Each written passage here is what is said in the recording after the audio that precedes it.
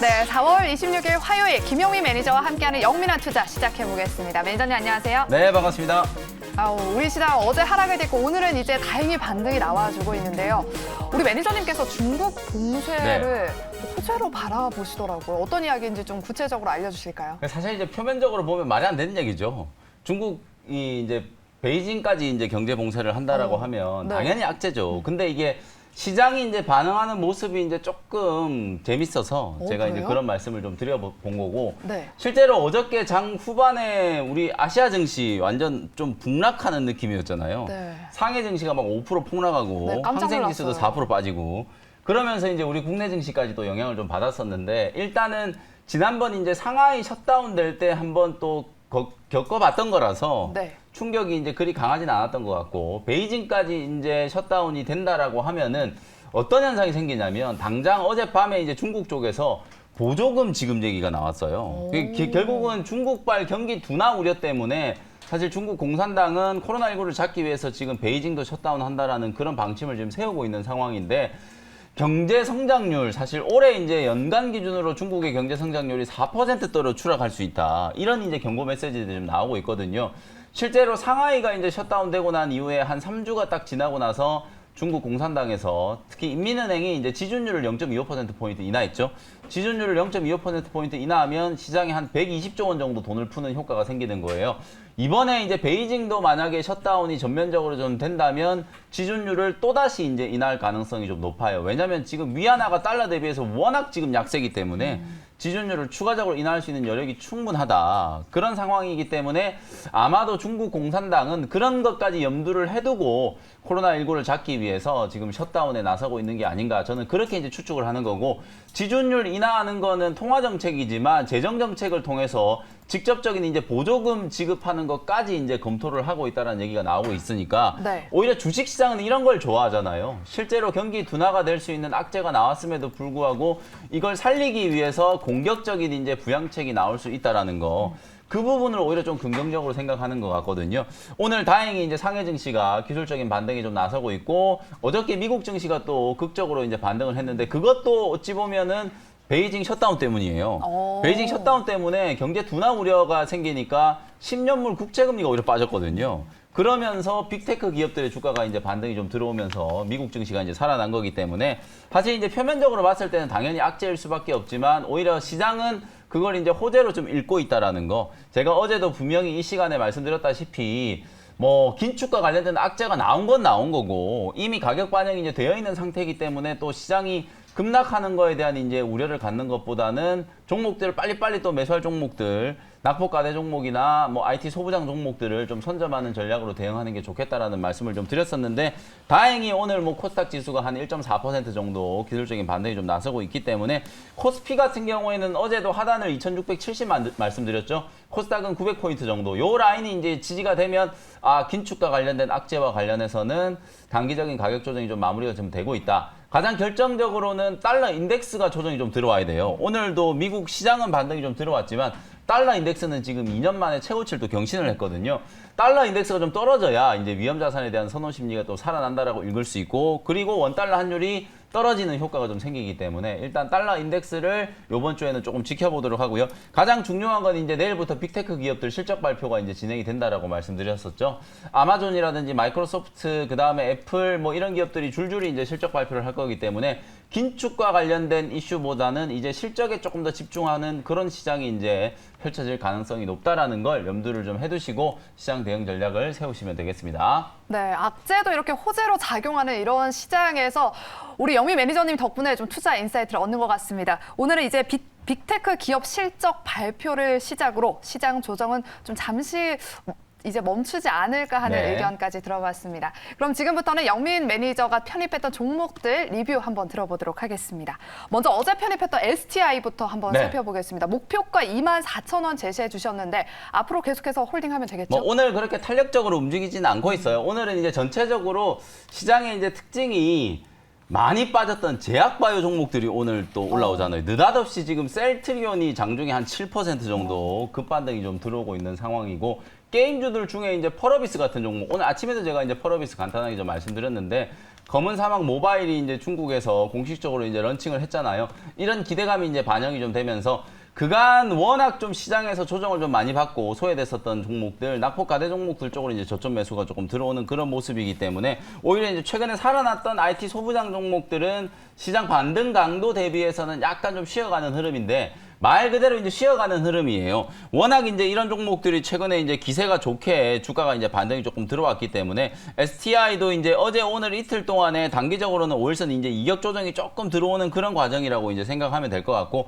21,100원에 말씀드렸으니까 지금 뭐 어제 말씀드린 가격보다 조금 아래에 있잖아요. 네. 2만 원 아래에서는 당연히 이제 저는 적극적인 매수 기회다라고 생각이 좀 들고, 실적 대비해서 대단히 좀 저평가되어 있고 1분기에 어닝 서프라이즈가 이제 기대가 되는 그런 종목이니까, 사실상 아직 소부장 종목들은 실적 발표를 안 했거든요. 근데 제가 이제 해성 DS 말씀드리면서 여러분들께 이번 1분기 실적 시즌에는 시장 예상치보다 실적이 좀 잘 나오는 기업들 같은 경우에는 오히려 실적 발표를 하고 나서 주가가 움직이는 경향이 있더라. 그런 말씀을 좀 드렸었잖아요. 이게 어찌 보면 시장 참여자들이 다들 이제 그렇게 보고 있기 때문에 이번 1분기 실적 시즌은 실적에 대한 민감도가 더 높아질 수밖에 없거든요. 실적이 좋은 종목들은 오히려 이제 실적 발표를 하고 나서도 추가적인 이제 기대감으로 2분기, 3분기 사이클까지 이제 감안을 해서 더 상승을 할 수 있는 여력이 좀 있기 때문에 24,000원 정도를 단기 목표가로 좀 잡아놓고 계속해서 보유하는 전략을 말씀을 좀 드려보겠습니다. 네, STI는 실적 발표 이후의 흐름을 좀 기대해보면서 지금도 매수 기회다라고 리뷰 도와주셨습니다.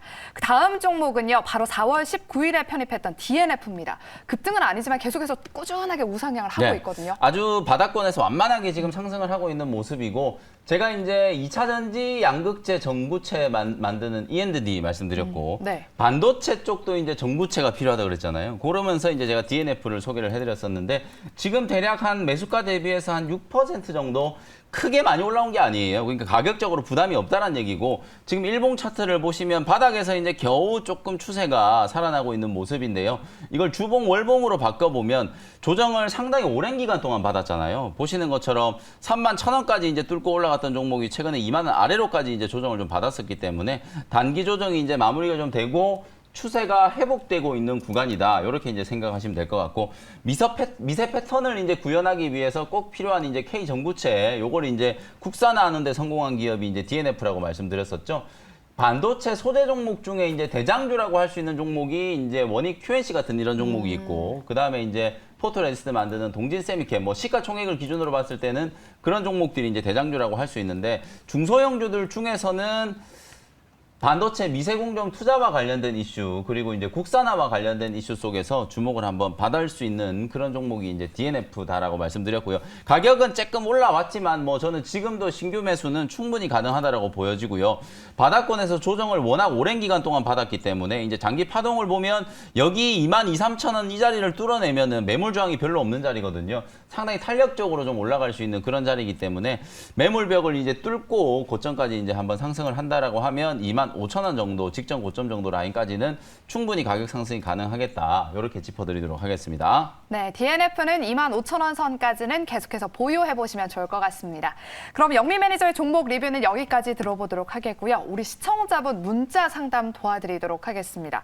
먼저 첫 번째 종목은 네이버예요. 네. 지난 목요일부터 많이 떨어져가지고 이 그쵸. 종목 궁금해하신 분들이 많으실 것 같아요. 비중이 50% 되거든요. 제가 어떻게 해야 될까요? 네이버나 카카오는 아시는 분들은 아시겠지만 이미 수개월 전부터 이제 이 종목들은 더 이상 성장주가 아니다. 왜냐하면 이제 과잉 경쟁이 좀 생기기 시작하고 규제와 관련된 리스크 그것뿐만 아니라 사실 실적이 성장하는 속도 자체가 많이 좀 줄어들어 버렸기 때문에 제가 네네. 이제 비유를 좀 하자면 미국에서 최근에 폭락한 넷플릭스라든지 아니면 이제 메타 플랫폼즈라든지 아니면 로블록스 같은 이런 종목들하고 이제 비교를 할 수가 있는 거예요. 시장이 성숙기로 진입한 상태에서 지배력을 가지고 있지만 성장 속도가 둔화되는 기업들, 우리 국내에서는 대표적으로 카카오라든지 네이버 같은 그런 기업들이거든요. 그래서 이런 기업들이 다시 이제 성장세가 구가가 되고 한창 잘 나갈 때 그 높은 프리미엄, 높은 PER을 받기 위해서는 상당한 시간이 걸릴 거다라는 거죠. 지금 많은 개인 투자자분들이 설마 네이버가 망하겠어? 설마 카카오가 망하겠어? 이런 생각으로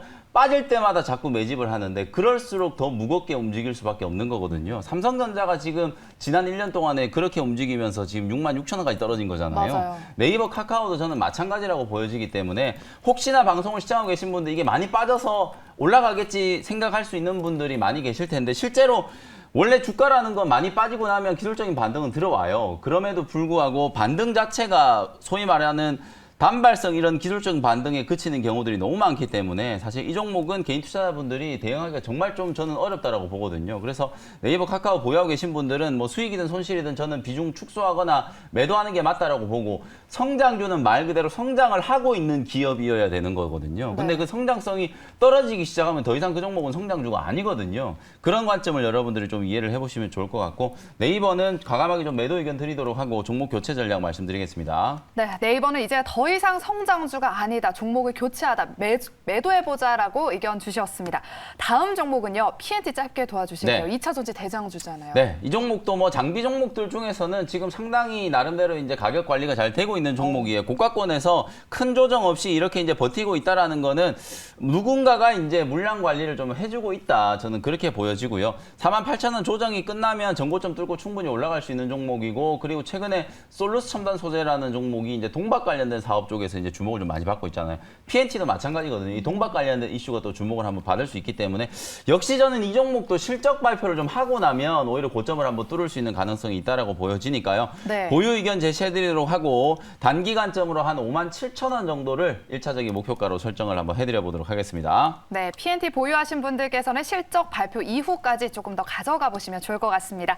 그럼 영민한 투자 문자 사연은 여기까지 들어보도록 하겠고요. 오늘 시간에 하이라이트죠. 오늘의 네. 원샷 원킬 종목 공개 바로 도와주실까요? 네, 최근에는 이제 IT 종목들 좀 많이 말씀드렸잖아요. 네네. 근데 이제 조금 쉬고 있는 또 2차 전지 쪽 전기차 관련주를 한 종목 좀 소개를 해드릴 텐데 82,300원의 동화기업이라는 종목을 편입을 한번 해보도록 하겠습니다.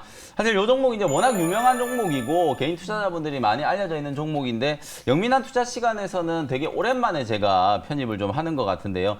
일단 기술적인 위치 먼저 조금 분석을 좀 해드리면 최근에 이제 63,000원대까지 주가가 반토막 났었죠. 고점 대비해서 12만 원까지 근처까지 올라갔었던 종목이니까 63,000원 거의 뭐 반토막이 났었다가 63,000원대 부근에서 기술적인 반등이 좀 들어오면서 V자 반등이 한번 들어왔고, 그리고 이제 21선 눌림목이 만들어졌다가 오늘 이제 딱 양봉이 나오면서 눌림목 조정이 이제 끝나고 있는 그런 구간이다라고 생각을 하시면 될 것 같습니다. 기술적으로 봤을 때는 이제 20일 눌림목을 공략하는 그런 패턴이다라고 생각을 하시면 될 것 같고, 내용적인 측면을 한번 말씀드려 볼게요. 일단 동화기업은 이름을 여러분들이 뭐 익숙하게 많이 아시는 게 동화마루.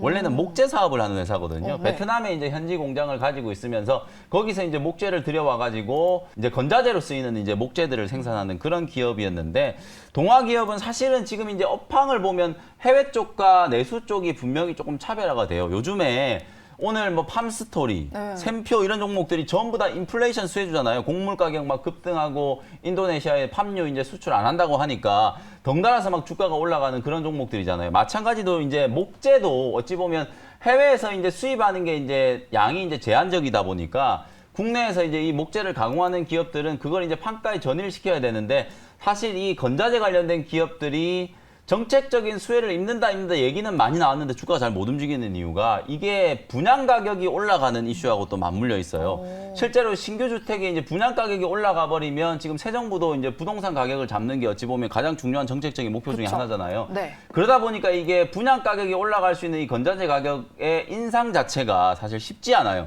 근데 건자재 기업들 입장에서는 이게 원가가 너무 많이 올라갔는데 이거 분양가 그 납품하는 가격을 올려주지 않으면 사실상 채산성에 너무 지금 안 좋은 영향을 좀 미칠 수밖에 없기 때문에 저는 적정 수준으로 어쨌든 건설사들과 이 건자재 기업들이 어느 정도 합의가 될 거라고 보여지거든요. 그러면 납품 단가가 인상된다는 얘기 나오면 바로 이제 건자재 관련된 종목들은 인플레이션 수혜주와 마찬가지로 주가가 한번 급등할 수 있는 모멘텀이 있기 때문에 본업인 이제 마루 쪽, 목재 쪽도 나름대로 이제 모멘텀이 좀 있고, 더 중요한 건 이제 동화 일렉트로라이트라고 하는 자회사. 요 자회사가 이제 2차 전지 전액 첨가제 시장에 이제 진출을 해가지고요. 최근에 이제 NDR을 했는데 있는데 그 NDR에서 밝힌 내용을 보면 국내에서 이제 특허가 취득이 완료가 됐고 해외 쪽도 이제 특허 출원이 지금 되어 있는 상태거든요. 동사에서 이제 개발한 PA800이라고 하는 전해액 첨가제가 사실상 타 제품 대비해서 한 15% 정도 원가를 이제 절감할 수 있는 효과가 있고 용해율도 지금 50%가 넘어간다라고 지금 하고 있는 상황이기 때문에 제품 경쟁력이라든지 해외 진출의 가능성, 특히 지금 주요 고객사와 함께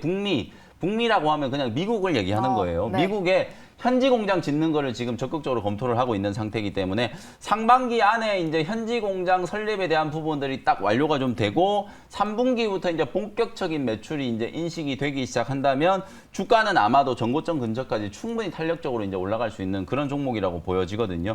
2차 전지 소재 종목들 중에서는 양극재 관련된 종목들이 지금 뭐 코스모 신소재가 가장 대표적이죠. 전고점 뚫고 올라가면서 어마어마하게 이제 급등이 좀 한번 나왔기 때문에 순환매 차원에서도 이제 전해액이라든지 전해액 첨가제와 관련된 종목들도 한번 움직일 수 있는 모멘텀은 어느 정도 만들어졌다. 이렇게 이제 말씀을 좀 드리도록 하고요. 사실 이제 실적 시즌이기 때문에 1분기 실적이 이제 얼마나 잘 나왔을지가 이제 관건이긴 한데 동아기업은 아무래도 이제 2차 전지 쪽보다는 목재 쪽에서 실적이 나름대로는 안정적인 이제 실적이 좀 나올 걸로 보여지기 때문에 실적도 나름대로 탄탄하고 성장성 2차 전지 전해액 쪽에서도 분명히 이제 지금 설비 투자를 공격적으로 하고 있는 그런 상황이기 때문에 프리미엄을 좀 받을 수 있는 기업이다. 이렇게 정리를 해드리도록 하겠습니다.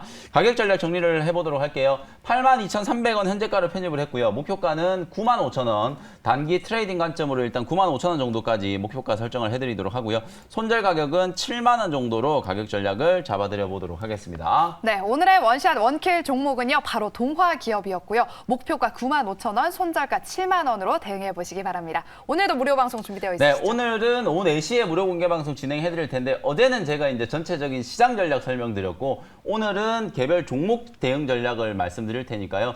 종목 분석 자세히 해드리도록 할 테니까 장 끝나고 나서 오후 4시에 무료 공개 방송 시간에 다시 뵙도록 하겠습니다. 네, 종목에 대한 더 자세한 이야기 듣고 싶으신 분들은 오후 4시를 기억해 주시고요. 저희는 내일 이 시간에 다시 돌아오겠습니다. 여러분 고맙습니다.